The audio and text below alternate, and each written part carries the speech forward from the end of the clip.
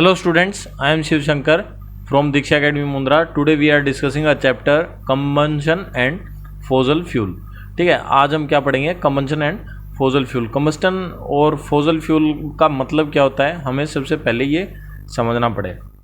जैसे ही हमें combustion and fossil fuels के बारे में समझ में आ गया तो आधा चैप्टर क्लियर हो जाएगा.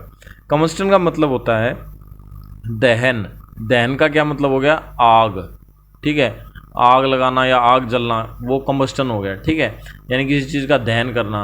तो आपने सुना होगा काफ़ी बार दहन, तो दहन का मतलब हो गया कंबस्टन. और फोजल फ्यूल्स वो फ्यूल्स होते हैं जो हमें इनडायरेक्टली नेचर से मिलते हैं. ठीक है, जैसे हमारे पास बहुत सारे हैं. मैं बताऊँ आपको, पेट्रोल. ठीक है, फिर हो गया हमारे पास डीजल, कोयला.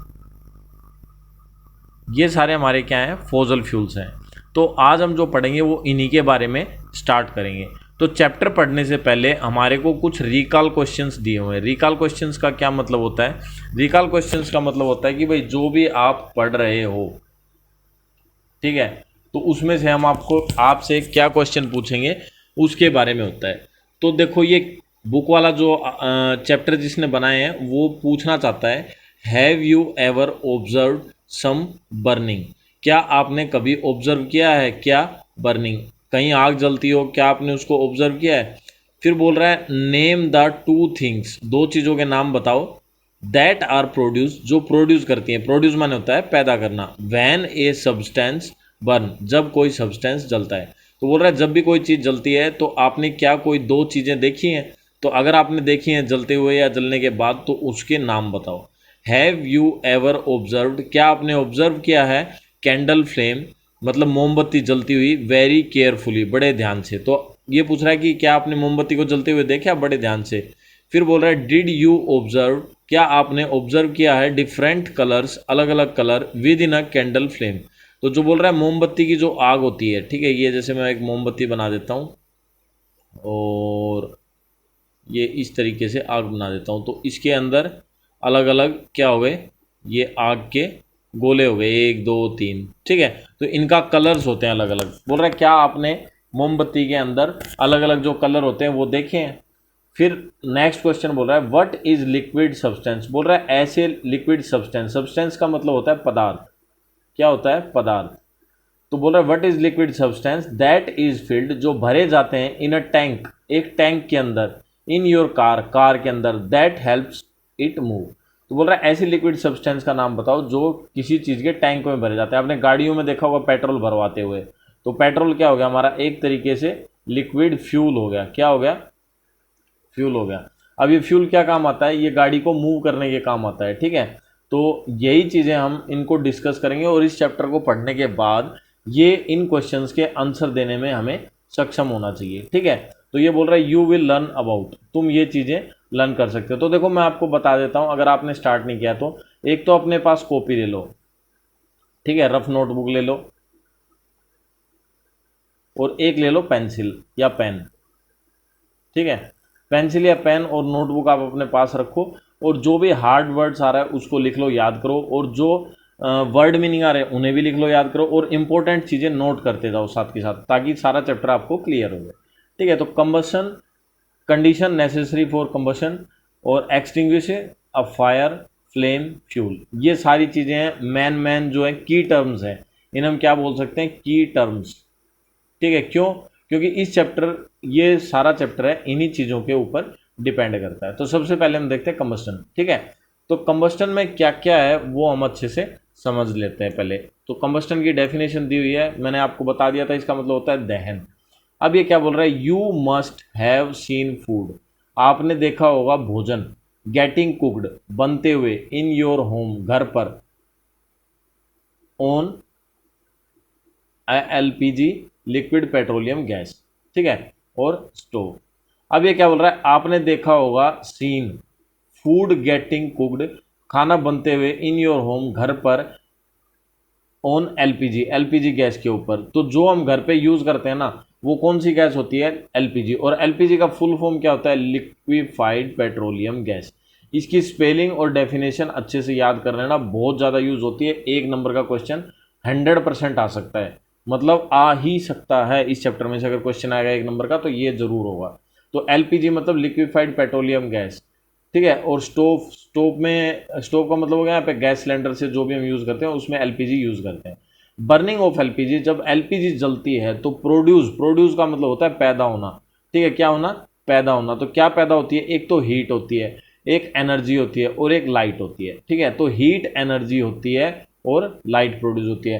तो गर्मी से एनर्जी मिलती है तो उस एनर्जी से हमारा खाना पकता है, तो हीट एनर्जी होगी और लाइट प्रोड्यूस होगी, यानी आसपास हमारे लाइट भी हो जाएगी।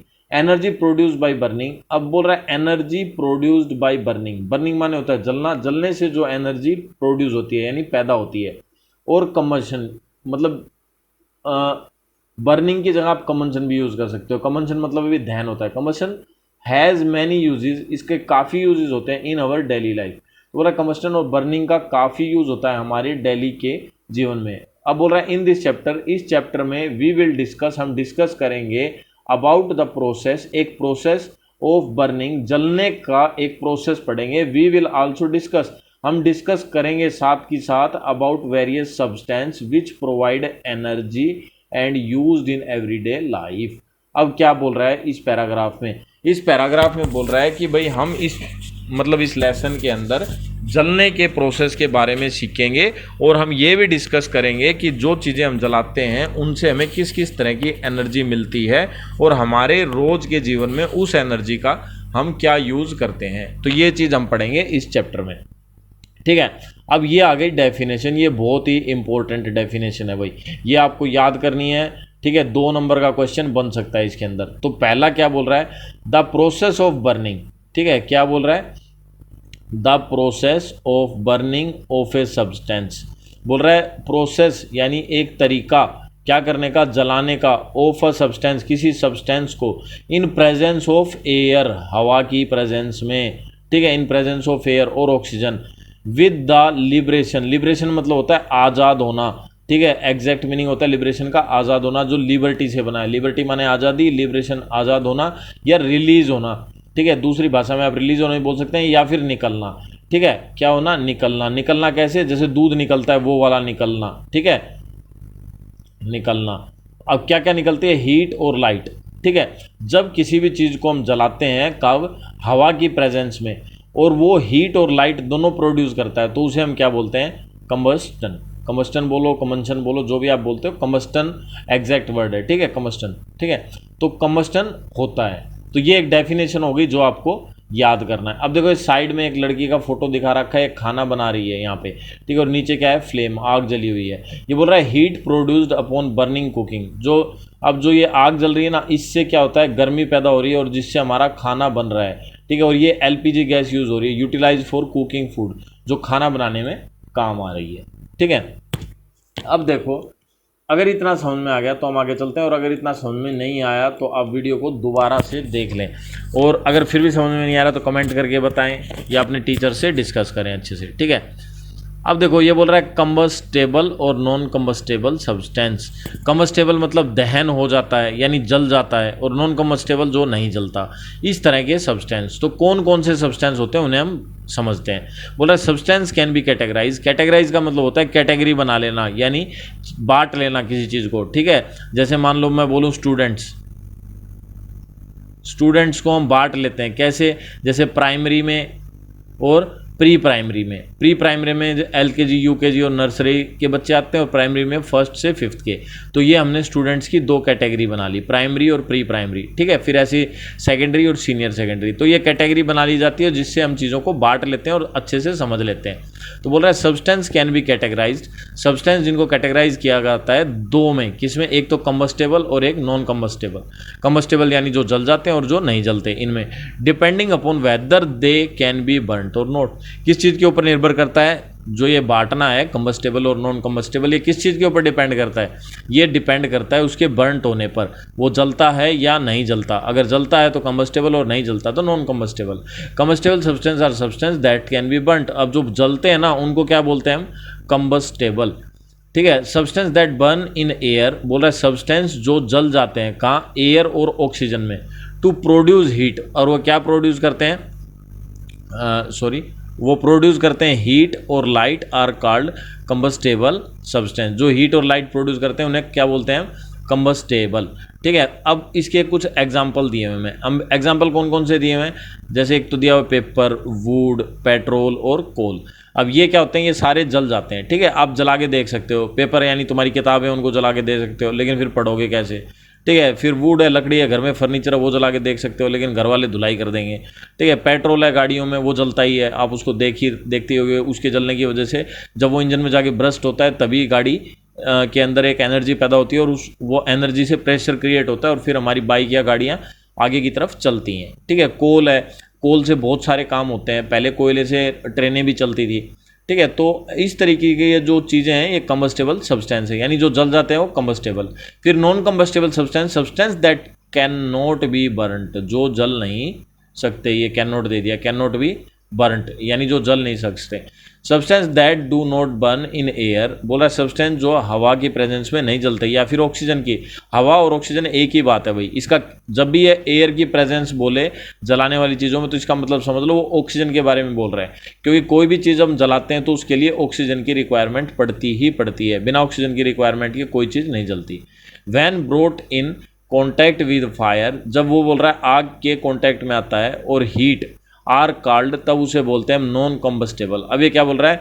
जब कोई चीज़ आग ना पकड़े, कब? जब ऑक्सीजन पास में हो, तब उसे हम नॉन कंबस्टेबल सब्सटेंस बोलते हैं। और ऐसी कौन कौन सी चीज़ें होती हैं? ऐसी चीज़ें होती है भाई, एक तो पानी, वाटर, एक होता है ग्लास शीशे का, एक होता है सैंड मिट्टी, और एक होता है सीमेंट। ठीक है, ये चार चीज़ें जो हैं ये आग नहीं पकड़ती। ठीक है, भले ही हवा मौजूद हो या ना हो। जब बहुत ज़्यादा टेम्परेचर होता है तो ये पिघल जाती हैं, लेकिन फिर भी आग नहीं पकड़ती। ठीक है, तो इसलिए हम इन्हें नॉन कंबस्टेबल सब्सटेंस बोलते हैं। ये हमारा फर्स्ट पेज हो गया, इसको हम फर्स्ट पार्ट बोलेंगे। ठीक है, सेकंड पार्ट नेक्स्ट वीडियो में कराते हैं। तब तक के लिए धन्यवाद।